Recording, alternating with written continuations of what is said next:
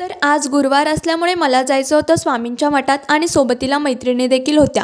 मठात जायचं होतं त्यामुळे मार्केटमध्ये गेले आणि सकाळ सकाळी गेल्यामुळे सगळे शॉप ओपन नव्हते झाले. मला फुलांच्या शॉपमधून फक्त पांढऱ्या कलर्सचे गुलाब पाहिजे होते, पण ते सुकल्यासारखे वाटत होते, त्यामुळे डिफरंट कलर्समध्ये फ्लॉवर्स घेतले. गोड प्रसादासाठी काहीतरी न्यावं, त्यामुळे स्वीट शॉपमध्ये जाऊन मोतीचूरचे आणि राजगिरीचे लाडू असे गोड खाऊ घेऊन ऑटोने आम्ही गेलो पिंपळवाटमध्ये असलेल्या स्वामी समर्थ नगरमध्ये.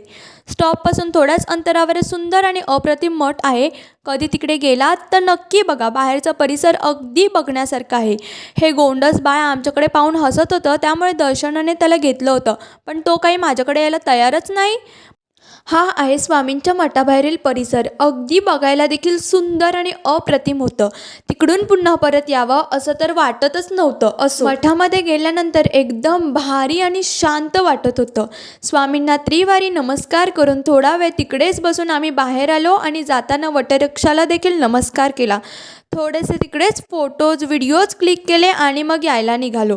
दर्शनाने मकर संक्रांतीचे तिळगुळ आज आणले होते. तिला आठवलं, भाई आपल्या मैत्रिणींना दिलंच नाही, त्यामुळे तिने ते आज आणले होते.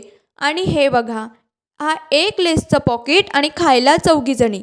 जाऊ द्या, शेवटी काय, शेअरिंग इज द केअरिंग. असो, भेटूया नेक्स्ट ब्लॉगमध्ये. बाय.